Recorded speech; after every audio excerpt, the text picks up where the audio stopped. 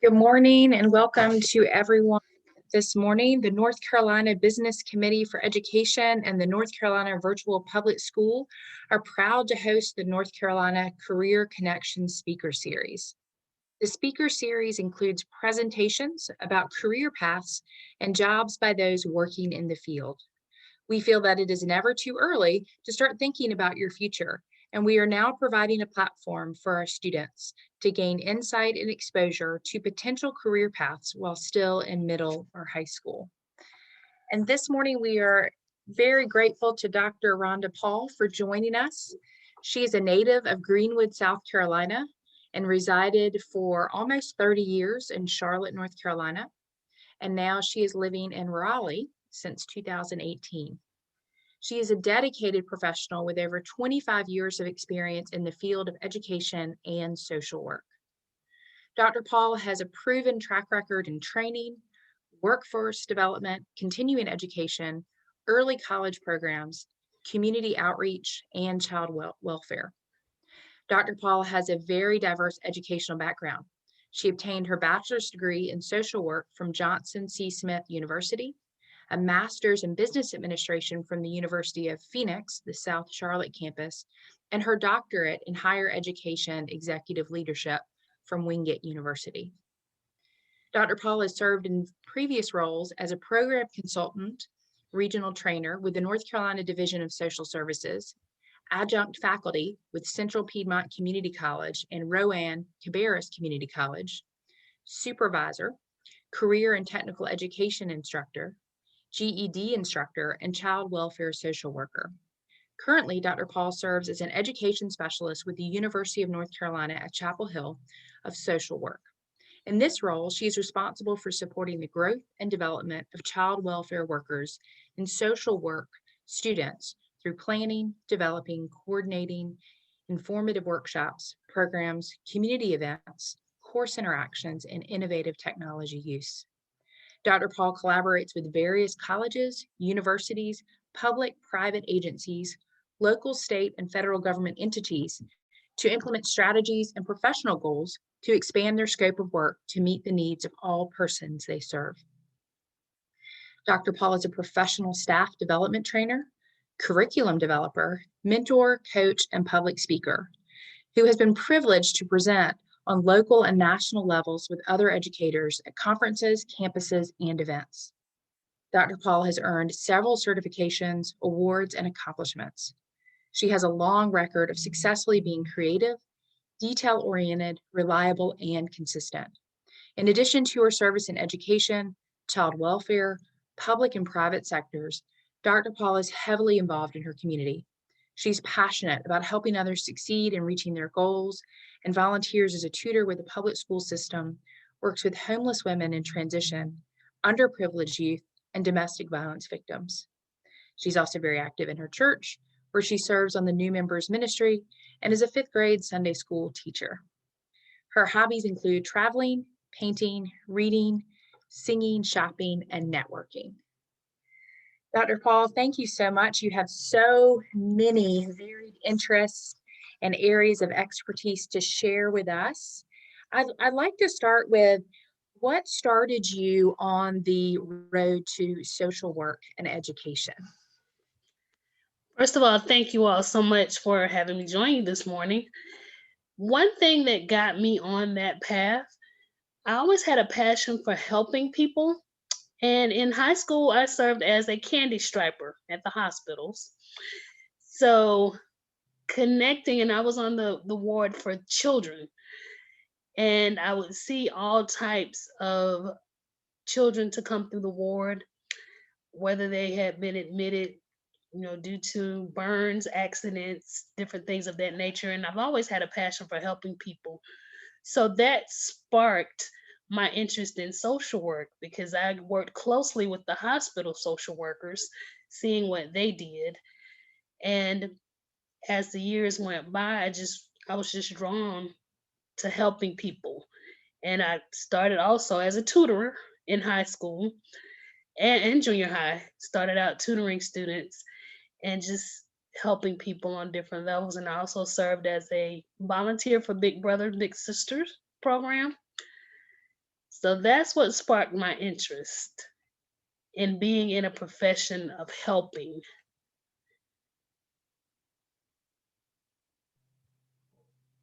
So what would you give in terms of advice for students for going into the field of social work or higher education?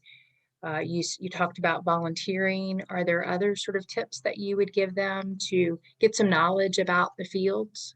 Yes, definitely you want to research. You must have a passion when it comes to whatever you put your mind to. You want to do your research because there are so many different avenues to take with social work as well as education. There's school social work. And I did an internship with school social work. So that sparked the part of me wanting to go further into higher education.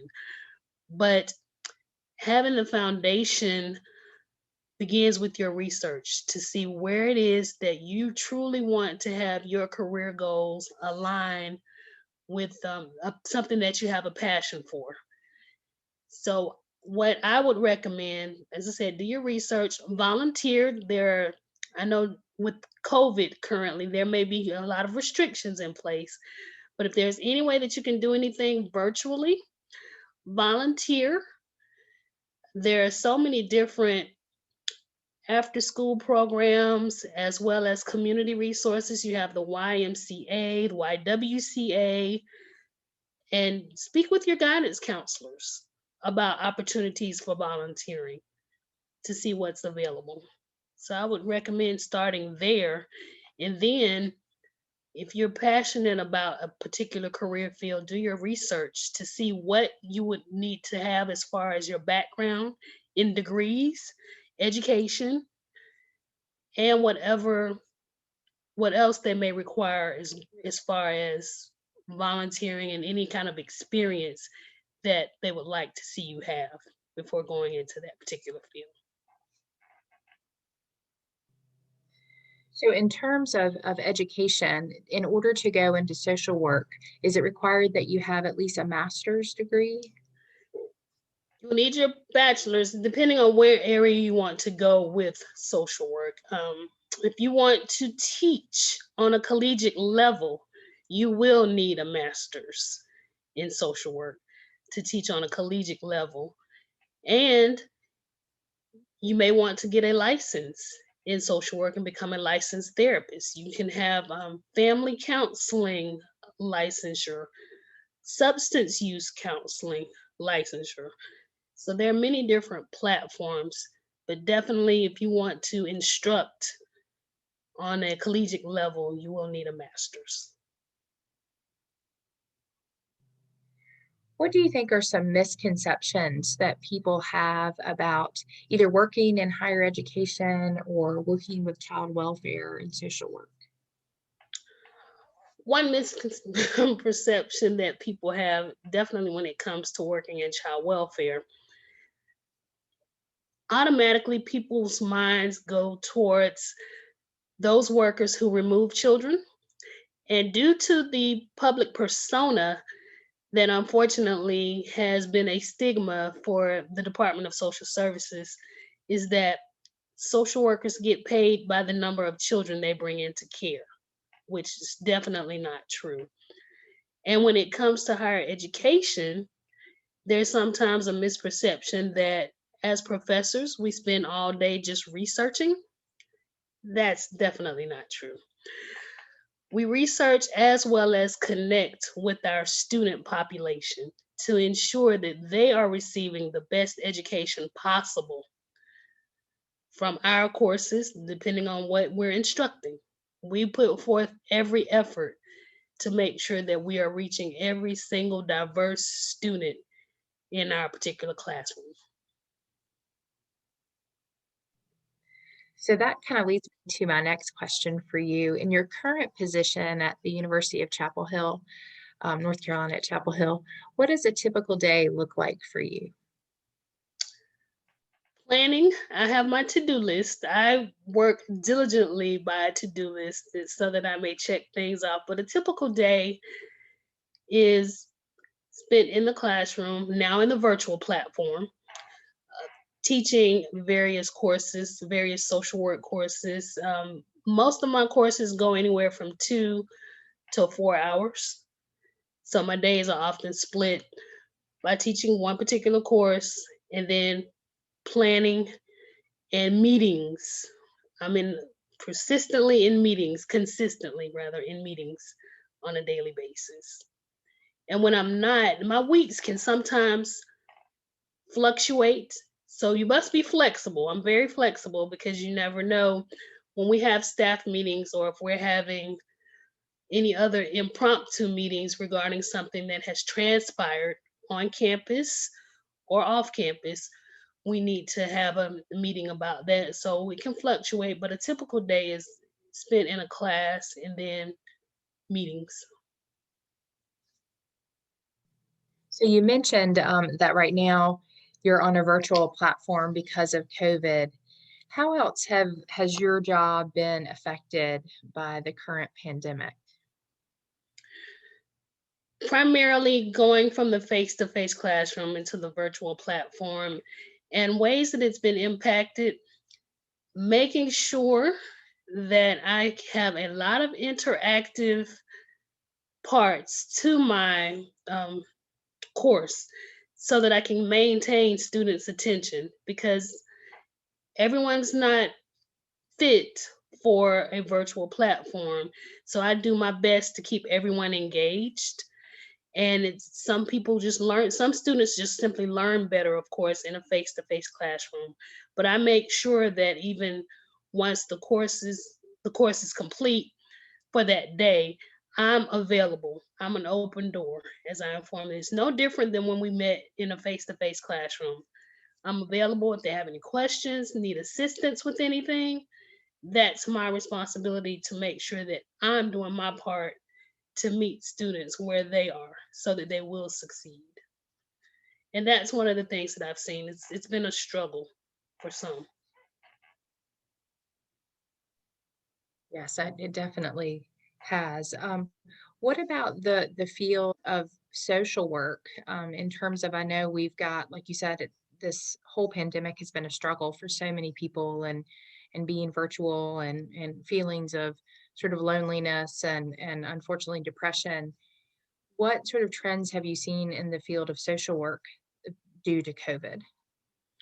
Well, information that I've gained from some students who are actually, and when I say students, these are actually participants who are actually in the field of social work, currently working for local agencies, local and well, all 100 agencies from across the state. There's been a trend when it comes to an increase in those cases involving child maltreatment due to the fact that when children were going to school face to face, there was an extra set of eyes, someone that could also look out for any red flags of something that may be going on. So, from what I've gathered, there's been a trend where there have been an increase in maltreatment cases as well as domestic violence cases and cases involving depression, as you mentioned.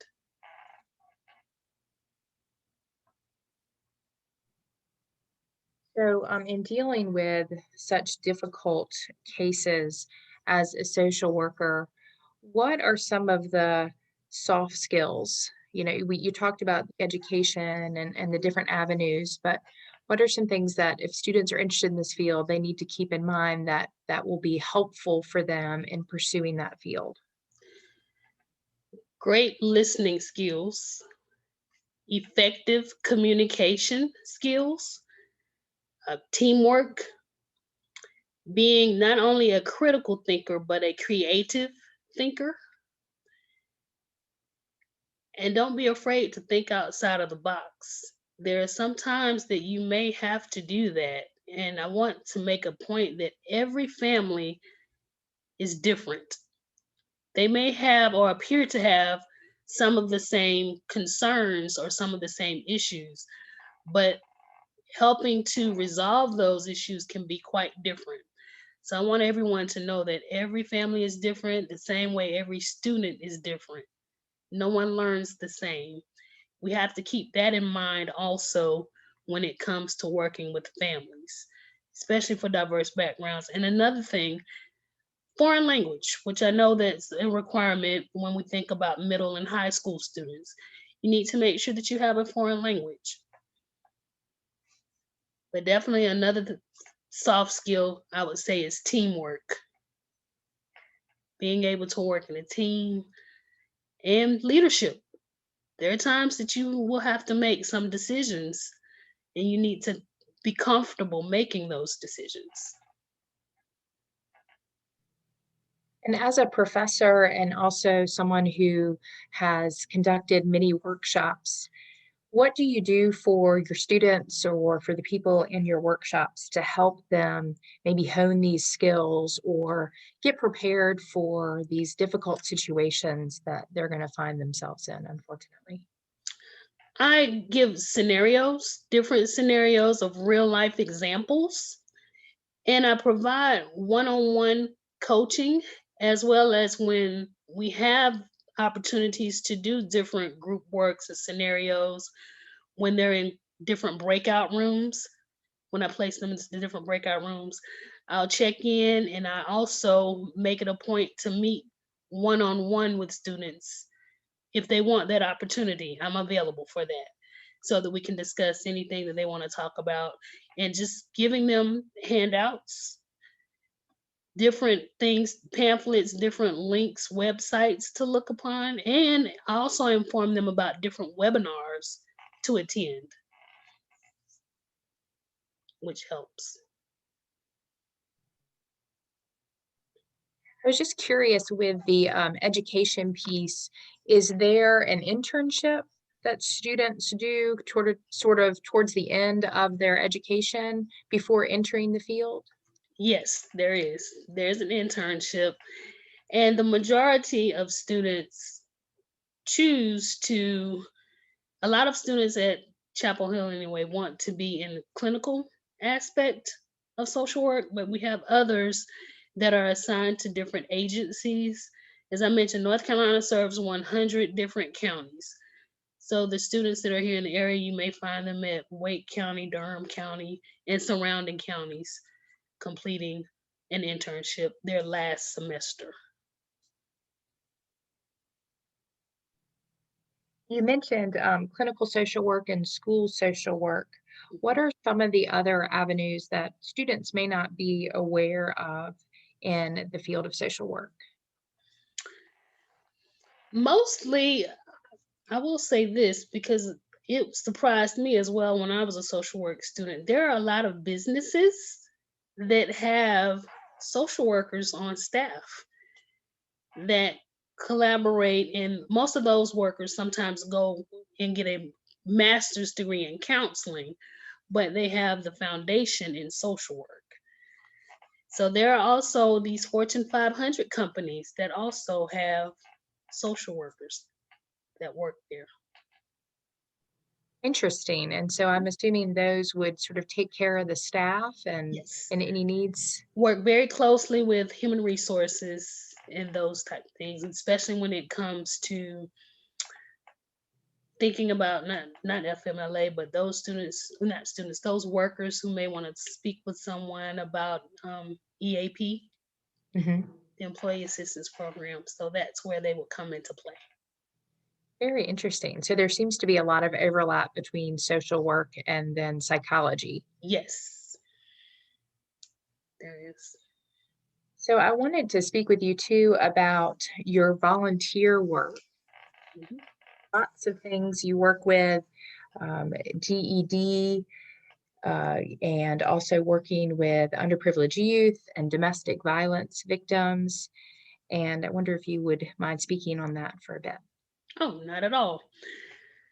The experience with the domestic violence shelters, once again, a very, very deep passion that I have for working with those populations of people.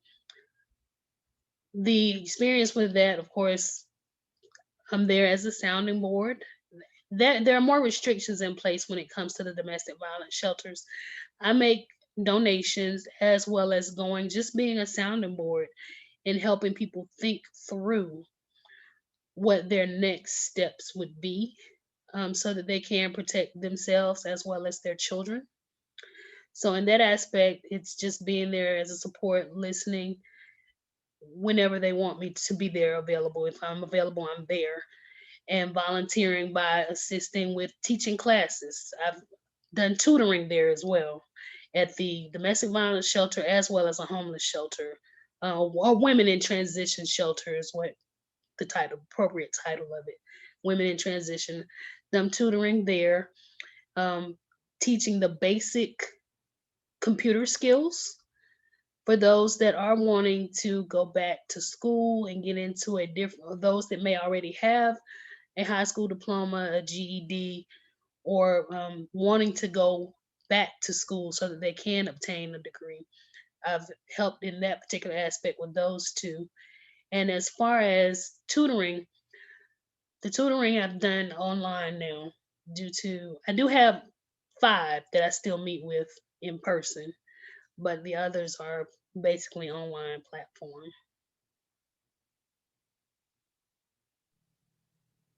So is there a volunteer requirement for students in your classes with the social work degree? Not right now, due to the fact that COVID has put a lot of restrictions in place, but we do like to see volunteering that you do have some type of volunteer hours or some type of volunteership, but that's been a little relaxed right now due to COVID because of so many restrictions are in place. I've also heard that at Chapel Hill, it's very competitive to get into your program, into your major that you want to pursue. What would students need to keep in mind at any university if they were trying to get into that field that you and other professors like to see students already have in place to move into that major, that degree? Certainly want to maintain a high grade point average. And as I mentioned, we do like to see volunteerism, any volunteerism that you've done. Any committees that you've served on in high school. I do know we have a lot of students that come from the Student Government Association, and there are different platforms and clubs that are persistent or existing in schools. We do like to see that this is a student that doesn't mind being involved in teamwork, because there are a lot of activities and a lot of assignments that you may have to complete when it comes to group work. So we do want to see that this is someone that can work individually as well as with a group. So those are the type of things. And that kind of leads me into my next question. As kids are thinking about, or students are thinking about moving into the interview process, what advice would you give them to be able to showcase that they have these skills? You've mentioned the communication, the teamwork, the leadership. How can they showcase those skills? Public speaking, and that can be terrifying for some people. I know a lot of students that go through that. You want to make sure you have great public speaking skills and practice with friends, family members, practice in a mirror if you need to, talking about different subject matters, just making sure that you do have great public speaking skills and thinking about interviewing, having those interviewing skills. If you need assistance, research to see what can be some common questions possibly asked during an interview to get into school or to a job or an internship. And make sure that you don't dress for the part that you have, dress for the part that you want to have. If you're not that CEO yet, dress the part of a CEO, not as the student. I like that. Yeah, I think that's maybe somewhat lost today within our more casual atmosphere, but definitely a good point for students to keep in mind. Yes. And so I'm also wondering, since you have such a busy schedule and I'm sure a very long to-do list, as you mentioned, every day, how do you work to strike that work-life balance? Self-care is important for me. Every morning, my day starts at 5 a.m., even on the weekends. I am a yogi and I have gotten back into my yoga. So I have to do some type of self care. So the best time for me, so that it seems that my day goes so much easier, is to do some type of self care early in the morning, first thing in the morning. That doesn't mean that I don't do it again throughout the day, but I start my morning off every day with some form of exercise, primarily yoga or Zumba, and meditate. I read for pleasure, not just because I'm required to read so that I am abreast on the most recent trends of education or social work, but I read for pleasure. So find some type of self care and work life balance. It's important because if you don't take care of yourself, you truly will not be effective when it comes to working with others. I'm a firm believer in that. And I think that's probably even more important in this field of social work, where you're coming into situations that Yes. are going to be difficult and emotionally draining. And make sure that you get outside. If it's only for a 15-minute walk, as I said, I don't do everything first thing in the morning, but I start off. I do other things throughout the day. I have to get outside. I love nature, and I love to be outside. But just make sure that you are masked up and get out, take a brisk walk, power walk, do whatever you need to do. Yeah, I think that's great advice. That fresh air and sunshine is definitely healing for the soul. Mhm. So I'm also curious, you mentioned research. What type of research are you involved in now or have been in the past? What does that look like for a professor in your field?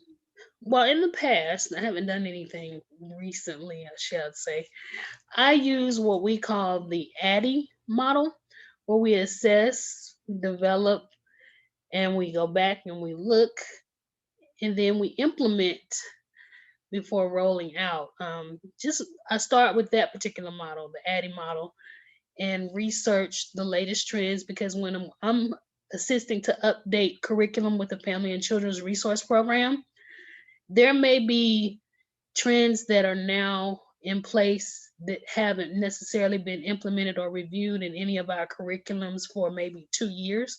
And we make it a practice of updating curriculum at least every 2 years to make sure that we're consistent. And as I said, I read not out of necessity, but out of pleasure as well. So when I'm researching research projects that I've been involved with, in particular, I did a comparison prior to my dissertation. I did a comparison of 8-week courses versus 12-week courses and student success rates in those type courses because I have experience as adjunct faculty in both course lengths. And honestly, my students, based on the trends that I saw, keeping up with tracking it for a year, my students in the fall semester did better in the 8-week courses versus the 12-week courses. And then in the spring semester, surprisingly, because the weather is getting warmer, the students at that time did better in the 12-week courses. It's interesting. So that was a major research project that I was involved with. That is very interesting. Sort of that Mhm. that spring fever. They need that opportunity, like you said, to feed that as Yes. well as do their coursework. Yes. So that That's was great. interesting. Indeed. So, as an adjunct professor at the community college level, what Mhm. types of courses did you teach there? Were they social work courses or continuing ed courses? There were continuing ed as well as early college courses and prep for the career, which falls under, of course, the continuing education. I taught a course that was entitled The World of Work. That course prepared students for meeting with career services. I would help them draft a resume, a professional cover letter, and reference list of at least 3 to 5 references, informing them on appropriate ways to dress, not just for the part that you want, but the part that you're going to get, informing them on appropriate ways to dress for interviews, as well as thinking about conflict resolution, because there may be some times on the job that you may not see commonalities or eye to eye about a situation, and letting them understand conflict resolution when it comes to meeting with your supervisor, being respectful of others.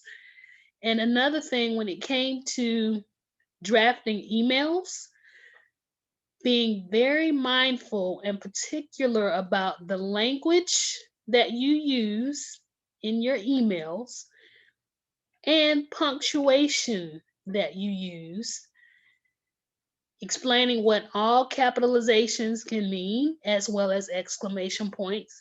So that was one course that prepared them for careers.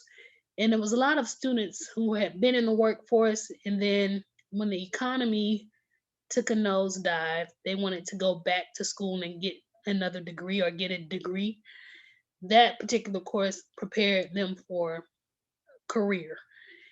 The next course was called ACA 122, and that was a course where I prepared students who wanted to go beyond a 2-year institution, those who wanted to go into senior institutions or 4-year schools.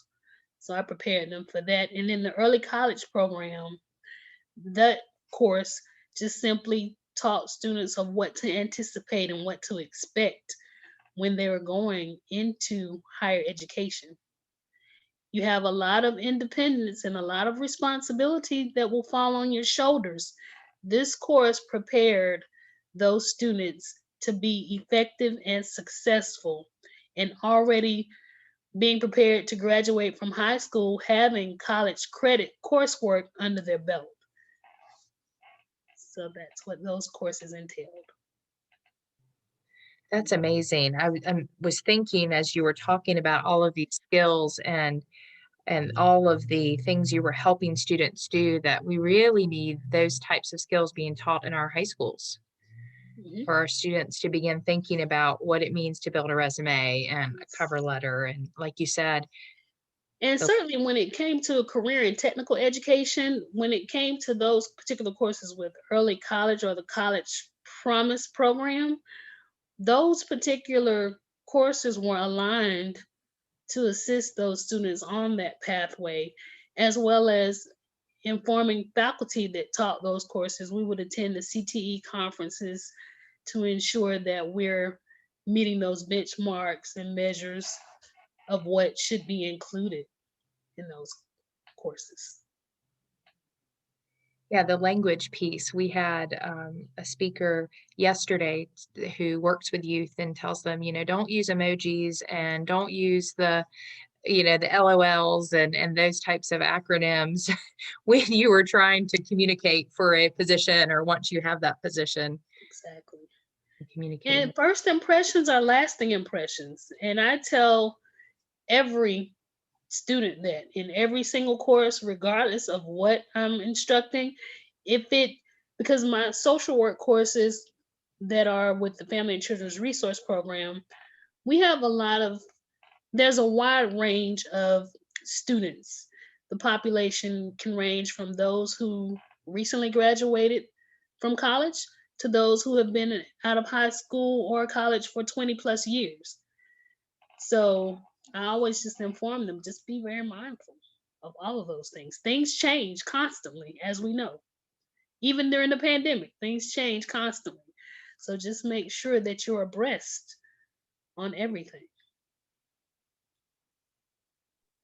So you mentioned the CTE conferences and the technology, and of course, all the rapid changes in that field typically, but particularly now with the pandemic. What are some of those trends that you saw with those conferences and the technology education piece? Google, Google Scholar, and as well as being a Google innovator. Um, I'm not in there yet. I want to take those certifications to get those under my belt, but learning more about just having different platforms for instruction because was accustomed to Blackboard and Moodle at that time. Now, of course, we have Microsoft Team, GoTo Training. I primarily instruct now in via Zoom or Adobe Connect and PeopleSoft. So just having all of those were some of the things that we were learning in those particular courses so that we are with the trends of career and technical education.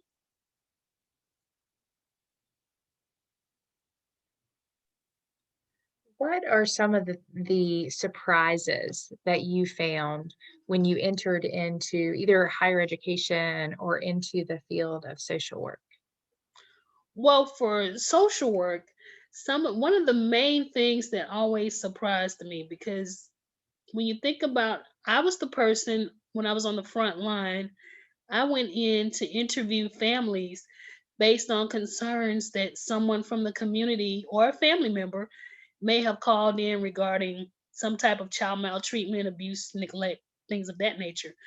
The thing about going in and speaking with those families, there were some families that welcomed me with open arms and actually it was, and let me make myself clear, sometimes it was far and few between. But when it came to those families that actually welcomed me to come in and admit, yes, we do have some issues within our household. And if there are any supports, anything that you can do to help us get things right so that we can maintain the safety of our children, we welcome that.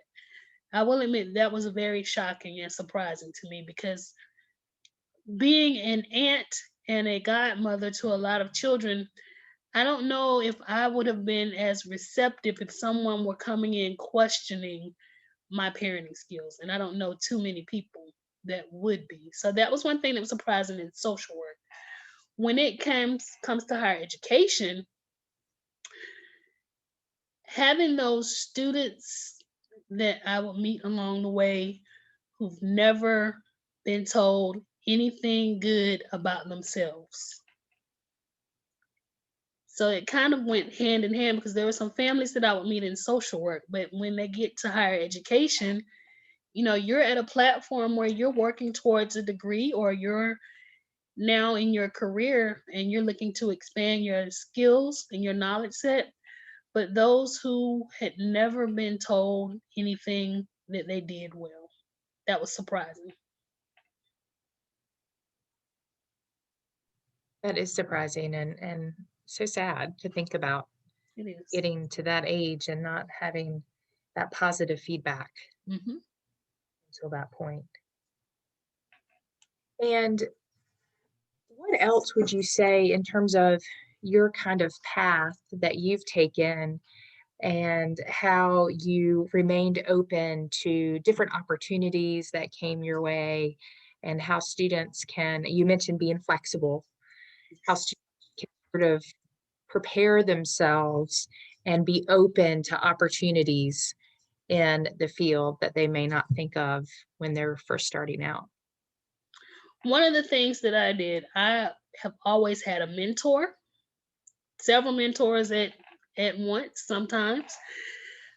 Get yourself a mentor. Connect with someone that's in the field that you want to pursue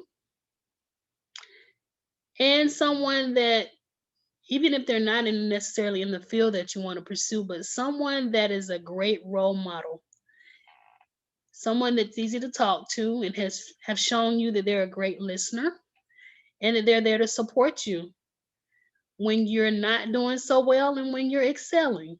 Someone that's going to give you that positive reinforcement and that positive feedback. So I made a point of connecting with mentors and in turn became a mentor myself because I wanted to sow into students the same way someone had sown into me that you can be anything that you set your mind to, anything that you're passionate about, and anything that you are determined to succeed at. Whether it's professional or personal, you can achieve it if you believe it. So, those were the things that helped me along the way, which is how I started out in social work. Decided to get a business degree because I did want to do some things on the management side. Not that I had to have it, but I chose that path. And I've always stated, even as a young child, that I will have a doctorate in education because education has always been the basis and the foundation for growth in any particular profession. You must have the education. So that's how I went from one trajectory. That's the trajectory of my career, basically. I love that education as the basis for It growth. is. It is. I agree.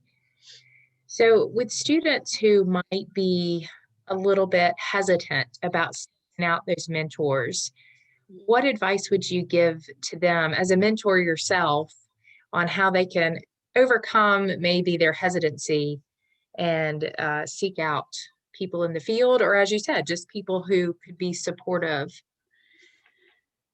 First, I would advise a student to think about what it is that you really want to gain. What is it that you truly want for yourself?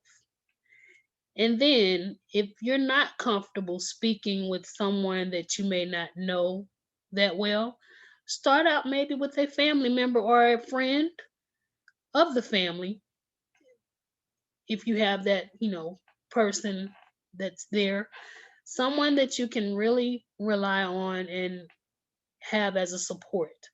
And then, as I stated earlier, when it came to public speaking, just imagine yourself practicing with either a family member or friend, classmate, or someone, or if you want to practice in the mirror, just speaking and taking opportunities to go to different, if there are opportunities for networking for students.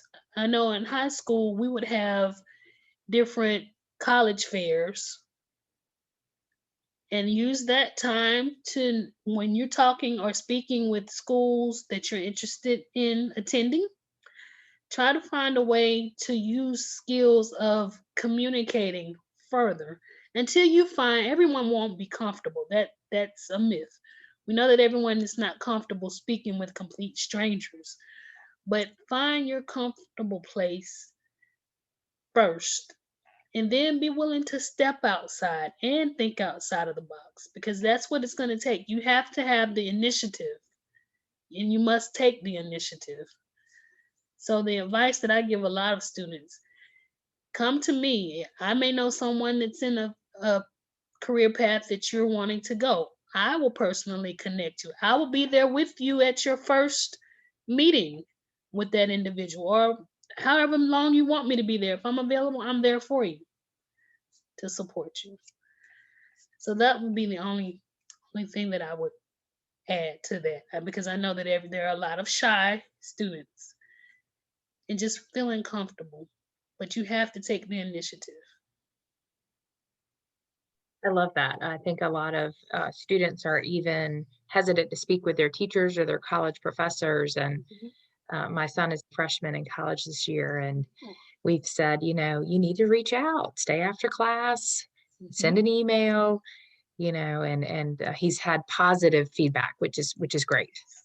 And I make it a point, especially for those students that I can tell may be a little shy or a little timid compared to others. They're not as vocal. Even in the online platform where everyone may not assess their camera, I do ask that they assess their video, but everyone may not. And for those that don't, that's fine. But I want to make sure that you're engaged and you're connected. So I'll check in with those students to ask, how can I help? That's what I'm here for. That's wonderful. What a gift you are to those students. Try to be. And I'm wondering too, going back to the field of social work and working with students, we were speaking with one of our presentation speakers last week who said that she was in her master's program and one of her classmates realized, oh no, this is not the field that I want to go into. What advice would you give to high school students to really explore the field as much as they can Mhm. before going and putting all of that time and commitment into a degree? One of the things that I did fail to mention a little earlier, in addition to doing candy striping as a high school student, I connected not just with my guidance counselor, but the school social worker that we had on staff at the time. And I got permission to actually shadow her to see what her day entailed. Not, it wasn't for the entire day, but I was able, because my senior year I only had to take one course to truly graduate on time with my class. So I had a lot of electives and things of that nature.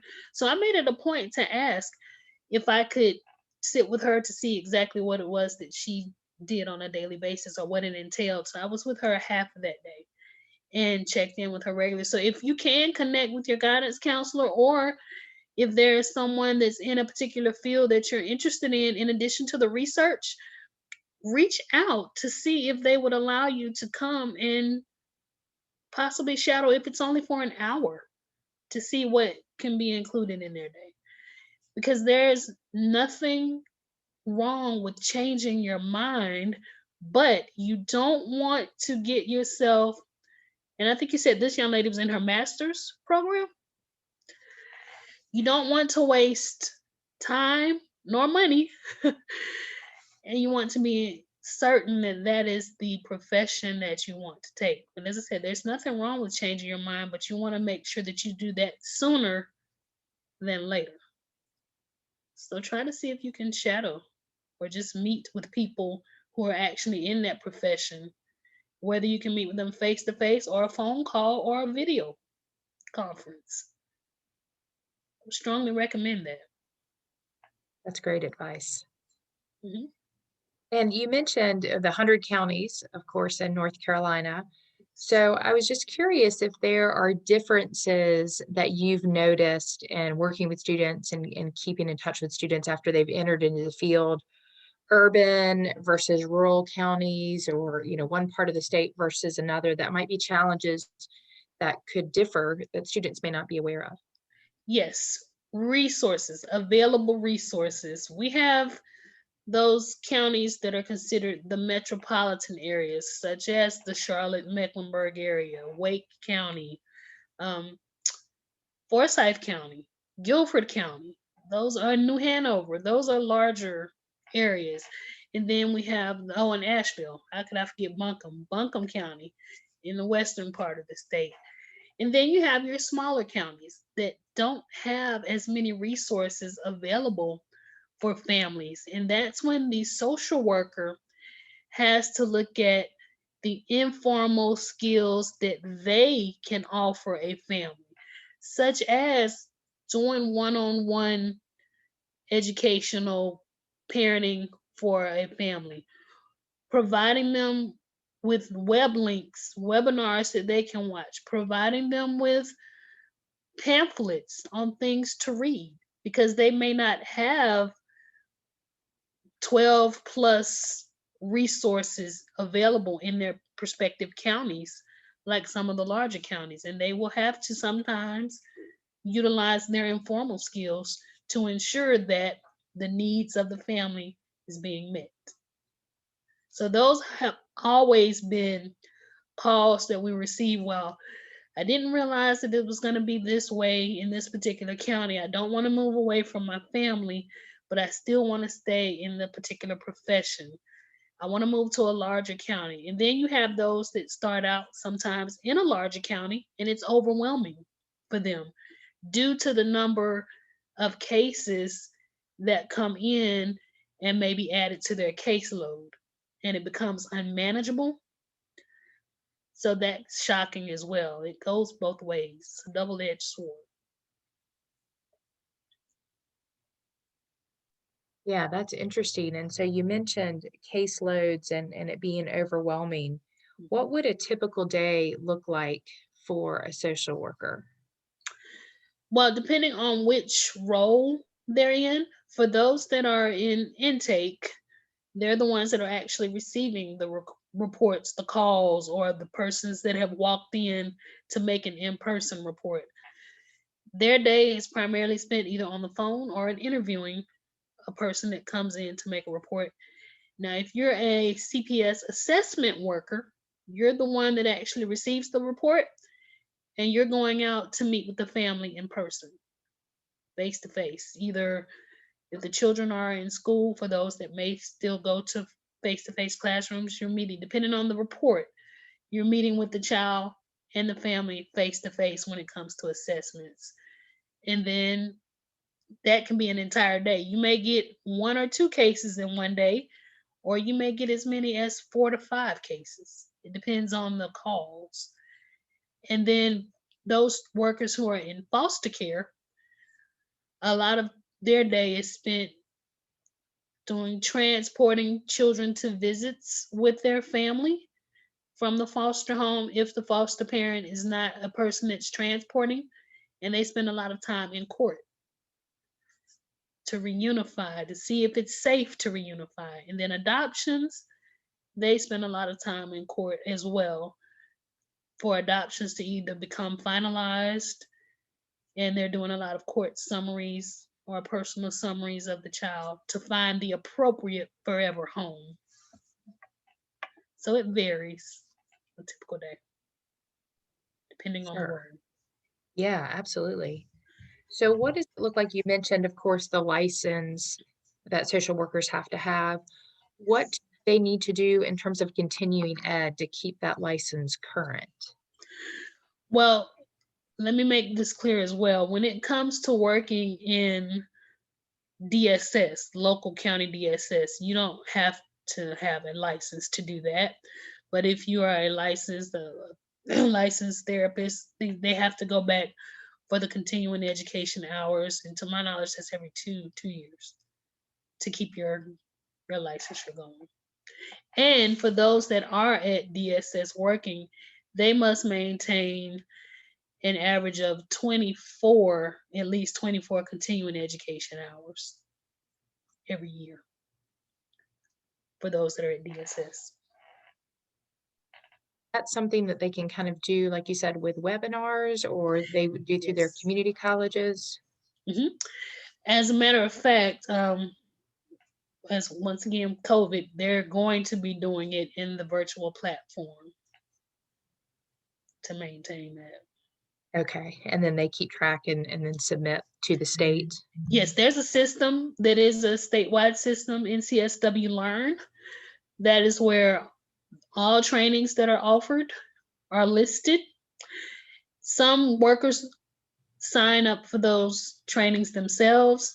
Others, there may be a supervisor that's keeping a track of when the worker needs to take a certain course. It depends on the agency because North Carolina is state supervised but county administered.